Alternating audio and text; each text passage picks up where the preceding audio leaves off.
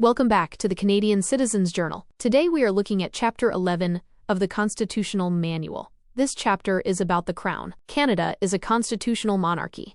This means that while we are a democracy, the formal head of our state is the King.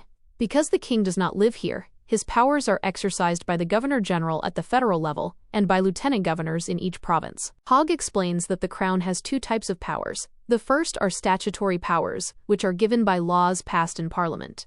The second are prerogative powers, which are ancient powers that belong to the monarchy by tradition. Most of the time, the Governor-General acts only on the advice of the Prime Minister. This is the convention we have discussed before. But Chapter 11 dives into a very important and rare area called reserve powers.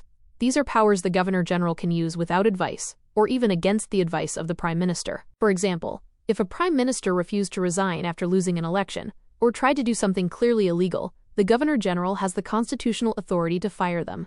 This makes the Governor-General the ultimate guardian of the Constitution. In 2026, people often ask, why do we still have this system?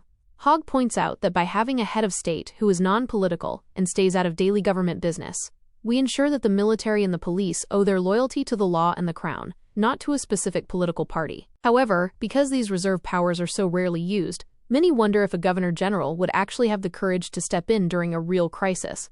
As we have seen in recent history, the line between being a figurehead and being a protector is very thin. Understanding Chapter 11 helps us see that our system was designed with an emergency brake.